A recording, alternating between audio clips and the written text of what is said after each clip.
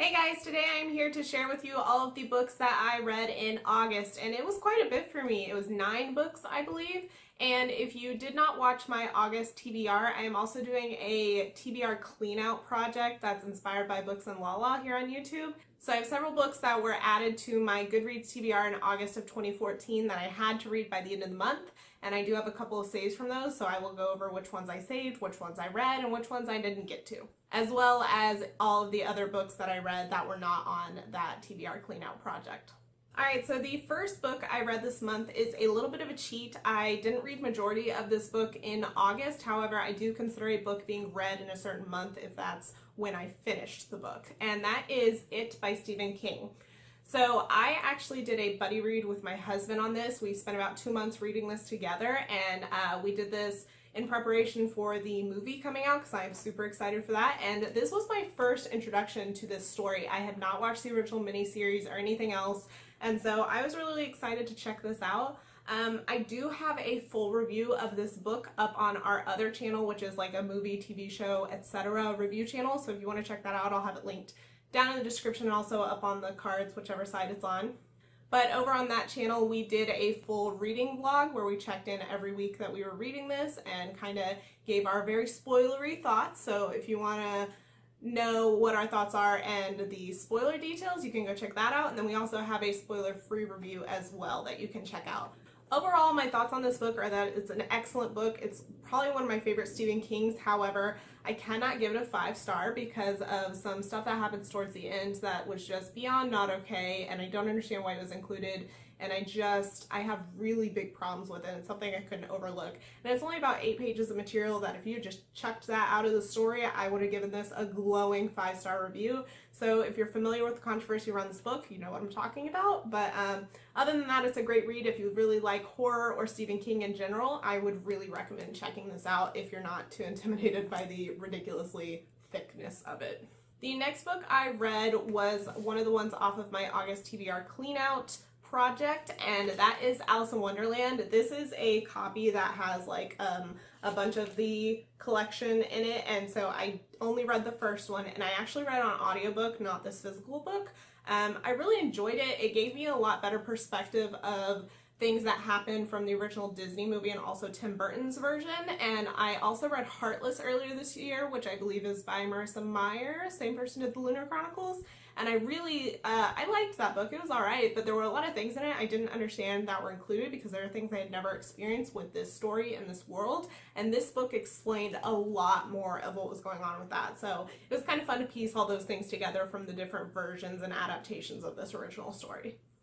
Next up is another one that was off of my TBR Clean Out project, and I also did this as a buddy read with my friend Misty. I will have all of her links down below if you want to check out her blog, and that is A Wrinkle in Time. So I wanted to read this before the movie comes out, I believe next March, and I have read this before when I was a kid, but I didn't remember a freaking thing about it, so I really wanted to reread it before seeing the movie, and since this was added in August of 2014, I needed to finish it this month or use it as a save, and I figured since the movie's coming out, might as well just go ahead and read it this month.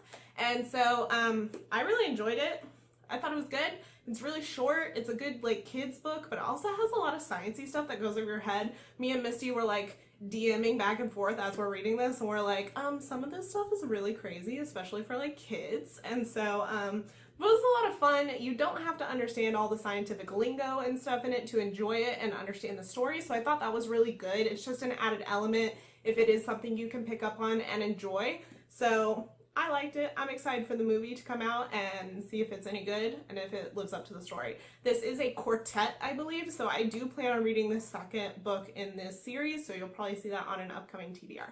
Next up is another book that I read in anticipation of the on-screen adaptation, and that is The Glass Castle, and I loved this book. I gave it 5 stars. I totally recommend it. It's a memoir about Jeanette and her family and this nomadic life that they live and the neglect that she experiences during this journey with her family and how she grows out of it and how she comes to be living in New York as a successful writer. And it's just a really moving story. I thought it was really well done, and it displayed dysfunctional families extremely well. And I will say that the movie was an excellent adaptation of this book. I think it's one of the best book to movie adaptations I've ever seen. Our other channel does have a full review of that movie if you're interested, but I love this book. I know that a lot of people don't love the book or the movie because of the very sensitive subject matter that's in it, and I can understand how it would be dividing for a lot of people, but I think that if you're someone who has grown up or experienced dysfunctional people, let alone families, then you kind of relate to this quite a bit, and you can understand the weird dichotomy between loving these people and also suffering under them. It's a really delicate issue that I think was portrayed really accurately from my own personal experience. The next book that I read in August was a much anticipated sequel, and that is Lord of Shadows by Cassandra Clare. I love Cassandra Clare's books, and I think that her writing and her story structure just infinitely gets better with every single book that she puts out, and I absolutely loved this book. I loved the diversity in it, I loved the friendships, I even kind of like the romance, which is not really usually my thing. It's not my favorite part of it, but I didn't hate it. And I am very excited to see what they do with this series next. The intricacies of this plot and the relationships and just everything that's going on with this is so intertwined and explained so well, and everything connects. It's a really enjoyable read. I definitely gave this 5 stars. I really don't give out 5 stars extremely often. I really try to reserve those for books that I just absolutely fell in love with. And so this was one of them. I highly recommend if you haven't read this series yet. If you haven't read any Cassandra Clare books, I recommend reading them in order that they're published. So if you haven't read the Mortal Instrument series yet, start there, because you will get spoiled on quite a bit of familial and plot stuff that goes on in this book if you haven't read those first, and I think it's just more enjoyable to read them in the order that they came out personally. Next up is another one off of my TBR Clean Out project, and that is TheDarkest Minds by Alexandra Bracken. I enjoyed this book. I thought it was good. I had already read a book that has a similar plot to this, and that was The Young Elites. Both of those books start out with a plot of a raging fever that kind of sweeps the nation or the country or whatever it's in. The Young Elites book is set in like a fictional world, whereas this is set in real world. And after this fever kind of blows through people and it kills a certain amount of people, the children that survive tend to develop powers. And so they're both the same concept. I personally enjoyed The Young Elites more than this one. I don't know if that's because I read it first. However, I was intrigued enough in this book to read the second one. So that will be another one that you will probably see on a TBR here soon. This is also being developed into a movie that I believe comes out next year sometime. Not for sure when, maybe like next November. Don't quote me on that. But so I wanted to read it. I really enjoy reading books before the movies come out, as I'm sure with most of you here on Booktube are familiar with or relate to. So I'm interested enough, I want to see the movie, and I will be continuing the series. And the next one was one I actually did on audiobook, so I don't have a physical copy here for you, but that was Pride and Prejudice, and I really enjoyed this book. I have read Pride, Prejudice, and Zombies, which was goofy and weird and such a strange read, but enjoyable. And I have seen the Pride and Prejudice movie with Keira Knightley, so I was already familiar with the story, and I really do love that movie, but I'd never read the original, and I really wanted to. So it was just a classic that I wanted to read, and I was already familiar with the story, but I still really enjoyed this book. I loved the way that the wit was written in this. It was just like this strange comedy drama combo, and it was really enjoyable. I really liked it. I understand why it's a classic. Next up is another one off of my TBR Clean Out, and that is World War Z. This is one that I already watched the movie of, and I really enjoyed that movie. However, I had heard that the book was very, very different from the movie, and oh my gosh, they're correct. I'm actually going to do an entire dedicated video to the book movie adaptation and how they differ and how they're similar video here probably sometime in this next month, because I really want to discuss this because I have passionate opinions. So I loved this book. This was another 5-star for me, 3 in 1 month, which is crazy. And I really loved this. So the movie just, what is that? I don't... Like, the movie's fun, but, like, why have the same title as this when it's so different? Like, really the only similar thing is that it's zombies and that you see the effect of it across the globe. This one is told through stories of different people from across the world and how the apocalypse essentially, like, spread throughout the world and in different countries and different people of different ranks. And so the author basically writes themselves as like a journalist who's going around and interviewing these people.